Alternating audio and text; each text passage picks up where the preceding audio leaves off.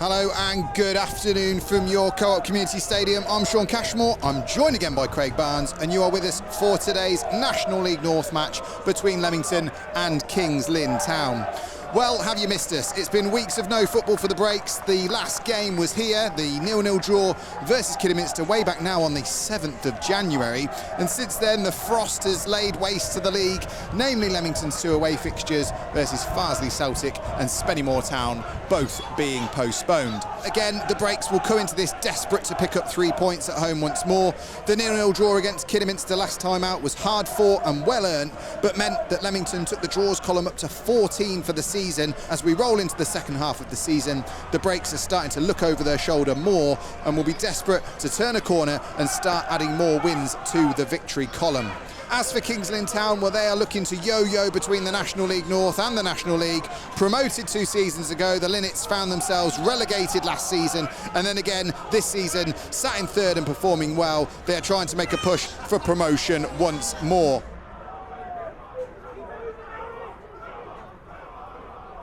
Long throw comes in from Oxenay-Chamberlain, flicks on at the near post, bounces down inside the penalty area, picks up around the penalty spot, scrambled away, comes to the edge, snapshot, saved by Hawkins, back towards the penalty spot, punched away by Hawkins. Breaks can't clear their lines, they do it the second attempt with Joe Clark.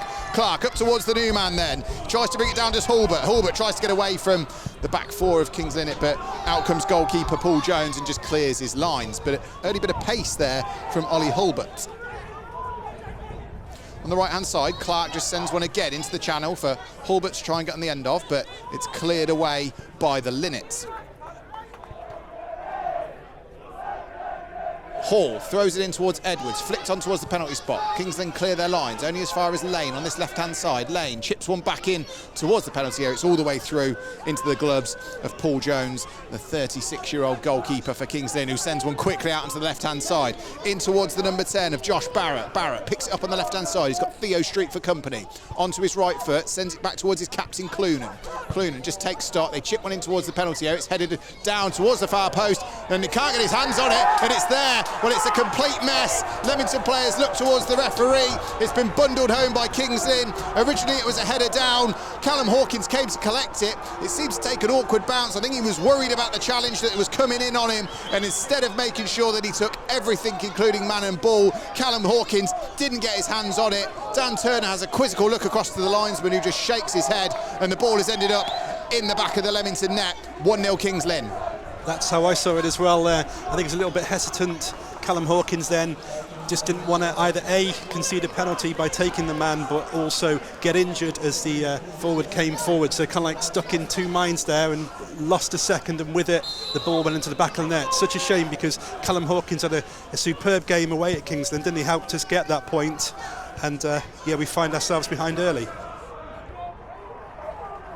Leamington find themselves behind with just over 6 minutes gone here at your Co-op Community Stadium. So we're back underway. Again, Kings Lynn on the offensive. They play it into the number 16 at top of Cosgrove. Cosgrove has a shot, and again Hawkins just fumbles it. It bounces through his legs, and then he collects it at the second, perhaps third attempt. And Dan Turner just asks for a bit of calm around him, and Callum Hawkins just looks a little bit shell-shocked by perhaps that early mistake. Hawkins then will take this free kick left-footed. Forward it comes, up towards the edge of the 18-yard box, headed back infield by Cross, but it'll be headed away by Denton. Only as far as Edwards on the edge of the 18-yard box, wins it well. Walker collects it, chips it in towards the far post, where Turner tries to spin and collect. Turner has hands on him, but they back off him, and then they feed it towards Cross on the edge. Cross snapshot from Lane, all the way down the throat of Paul Jones, who easily collects. But again, better intent there for the Breaks, and well, finally, a shot on target. Well, asking questions now, and you know, testing Kings Lynn, testing the back line, runners from midfield getting forward. That time it was Joe Clark, and definitely more purpose about the Breaks. Hall sends a long cross up towards the new striker Hulbert. Hulbert can't get anything on it, and it's headed away, but only as far as Meredith. Meredith, left-footed, sends his cross in towards the edge of the D, headed away by the Linnets, only as far as Edwards, down towards Cross. Snapshot, high and wide, but again, better play from the Breaks. And we were talking about Cross adding goals to his game a little bit earlier on, and right then you could see the whites of his eyes light up as the ball kind of fell to him. You knew he'd got a little bit of time to try and make a decent connection with it, but unfortunately for him, almost too much time, and just blazed it over. So it'll be a throw into the breaks, just inside the 18-yard box area that Louis Hall will take.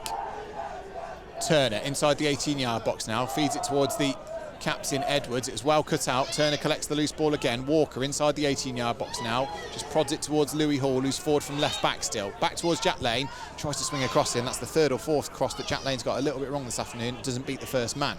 Headed away as the ball comes back in towards the Linnets box. Headed down towards Edwards. Snapshot on target, straight down the throat again of Paul Jones. Both shots that Leamington have had on target this afternoon haven't really troubled him at all because they've been straight at him. That one was a real clean connection from the captain Edwards. And what we say, 18 yards out, straight down the throat of Paul Jones. So just over 10 minutes or so gone in the second half here at Kyoto Community Stadium. Leamington 0, Kings Lynn Town 1. And Louis Hall has the ball on the left-hand side. He sends it in towards the box. It's well headed away by the Linnets, and it's collected by Joe Clark, who chests one down to Walker on that left-hand side. Hall is up from the back, feeds it in towards Turner. Turner turns on the edge of the 18-yard box, comes back to him as it ricocheted, and he tries to have a snapshot. Again, that's blocked, only as far as Louis Hall, who just controls and comes inside the 18-yard box. Hall stabs one all the way across, and then it's turned over the crossbar. I think it was by Hulbert. It was by Hulbert, who just hangs his head in his hands, but again, good play by Louis Hall over on that far side. He was, got his crossing well, and looking at Hulbert, he was banging the floor as well as making sure he was okay from an injury point of view, but it wasn't. It was just frustration.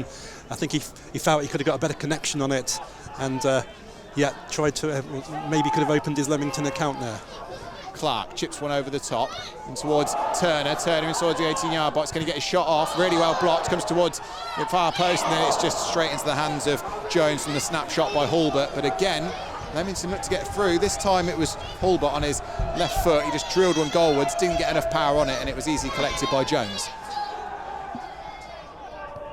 Barrett tried to beat Street, and Street just got a toe in. Street landed awkwardly and has stayed down. Kings then play on.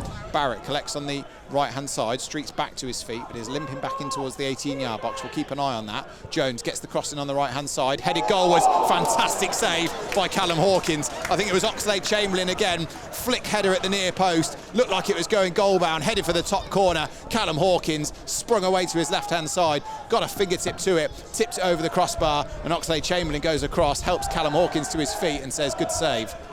Well, if he was at any fault for the first goal, then I think no, he can absolutely have his head held high for that. Great, superb save, really, just tipping it over. The fact that Oxlade-Chamberlain went over and gave him a pat on the back shows you exactly what he thought of it. Of course, all the postponements recently of. And we've couple from earlier on in the season as well. So we've got 21 games to play in 92 days. That's all it is now until the season ends. So we'll be here before we know it. Driven goalwards by Cross, and it's half a yard wide. It was instinctive that. He did really well, did Liam Cross. He's certainly grown into the game, I think, Cross. He's having a good game now. He started off a bit lacking involvement again when Holleran had a rocket for them all. He's one of the players that's really come to the fore, and instinctive shot, but unfortunately for him and from a Leamington point of view, just wide of the post. Forward it comes again for Hulbert, level with the 18-yard box. He comes in towards the dead ball line, back onto his right foot now. Offloads to Hall. Hall does not get his cross in first time, chucks back onto his right foot, and then gives it to Joe Clark. Clark with those two challenges, gets inside the 18-yard box, throws a step over, left-footed drive, really good save by Jones, just threw a hand at it and just poured it away from his goal as the shot came in from Joe Clark. Joe Clark looks to add to his tally of 3 goals and 197 appearances for the Breaks, but just couldn't quite make it happen. Game very much becoming stretched, isn't it? Kings Lynn looking for a second goal to try and kill it off, but Leamington very much in it now. Joe Clark with the latest effort. Devon Kelly-Evans has been told to go and warm up, but they send one forward again to the Linnets for Cosgrave to give chase. Cosgrave has a snapshot, and it is a fantastic finish. Rifled goalwards by Aaron Cosgrave, and as the ball came over the top, he let it bounce, and then he fired one goalwards, and Callum Hawkins could get nowhere near it. 2-0 to the Linnets. Well, that was a goal that belongs in League One, isn't it? He's on loan from a League One club, just dispatched it beyond Hawkins, who had absolutely no chance. Cracking goal. Fantastic finish from Aaron Cosgrave. He's been running the channels all afternoon, and he did it again this time as the ball came over the top. He let it have one bounce, and then he unleashed a right-footed drive over the top of Callum Hawkins into the back of the net. He peeled away towards the away fans who've packed out that shed end, and so did all the Kings Lynn players, and he could be mighty proud of that strike that hit the back of the net. Yeah, shame for Leamington, because I'd say that Leamington have been better side second half for sure, and lots of chances, couldn't take any of them, and now it's 2-0, so obviously a bit more of an uphill battle. So Meredith back to his feet, climbed off the billboards which he was impaled onto, and he'll take this throw in again. In it comes towards the near post, flicked on by Edwards, snapshot by Hulbert, and it was a good connection, but it was also straight at Paul Jones. He drops to his chest on top of the ball and just collects from the volley from Hulbert. Collected by Hall on the left-hand side. He sends a long ball forward again, up towards Ty Fleming this time, who's the man who heads it away. Collected by Meredith. He offloads to Walker, Adam Walker, and who just turned 32 just a week or so ago. Chipped forward by Kelly Evans on this right-hand side, headed away by the Linnets and towards Simeon Mays. Simeon Mays robbed of possession by Oxlade-Chamberlain. Oxlade-Chamberlain comes forward, counter-attack for the Linnets, in towards this left-hand side now, in towards the number 11. He tries to drop inside, right-footed shot, past Callum Hawkins, and that's 3-0. And he peels away towards the Kings Lynn fans over on that left-hand corner, as do all the Kings Lynn players, and they find themselves 3 goals to the good. And again, it was a bit sloppy defending, but it was a fine finish into the bottom corner. Callum Hawkins could only watch it as it found the back of the net. Yeah, he just wouldn't give up, really, would he? It was just a dribble. Just you were thinking the Leamington players were going to tackle him, make sure it didn't progress any further, but he wouldn't give up, just kept going, kept driving forward and dispatched it past Hawkins. So, with just a few minutes of the 90 here to go, it's Leamington 0, Kings Lynn Town 3. We await that whistle. He has a check of the watch. Callum Hawkins, left-footed, will clear this one high up towards halfway, and there is the full-time whistle. Well, it's been a bit of a mismatch this afternoon. Leamington, for probably half an hour of the game, gave a good account of themselves, but Kings Lynn, I think, showed their quality, so they run out 3-0 winners here at Ucoa Community Stadium this afternoon. The back line of Kings Lynn has been fantastic this afternoon. The likes of Crowther and Coulson, nothing has got past them, and I think Paul Holleran will be frustrated, but he'll also know that there is, well, there's a clear quality difference between these two squads. But today at Ucoa Community Stadium, it's finished. Leamington 0, Kings Lynn Town 3.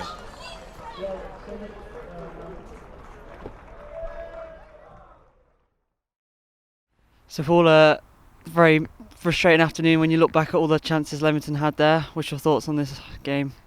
I thought it was a really good game. Conditions were difficult. I said it before the game. I said it before the first time we played them. I said it after the game. I think they're a really good side. I think because they can mix it up. You know, they can. They can play different kinds of football. They can. It's what play. I mean, listen. The first 15 minutes we struggled with their kind of box system. Didn't get a grip of it. When we got a grip of that, I actually thought probably against.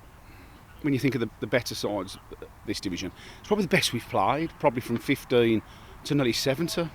It was a real good contest. It was end to end, we went toe to toe.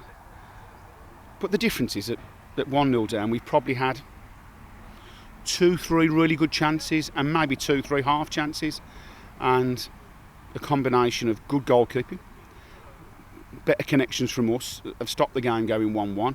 And we were a little bit open, but I wanted to have a go second half. I didn't want to sit back. I wanted to have a go. It left us a little bit open maybe, but I think we've got to be a bit braver in some of these games. We'll look back and be disappointed with the second goal because it's clearly a foul on Jack Edwards with half, but it's a great finish from the boy, to be fair. There's no ifs and buts about that. And listen, it became a little bit... I did probably 1 or 2 of the substitutions I made.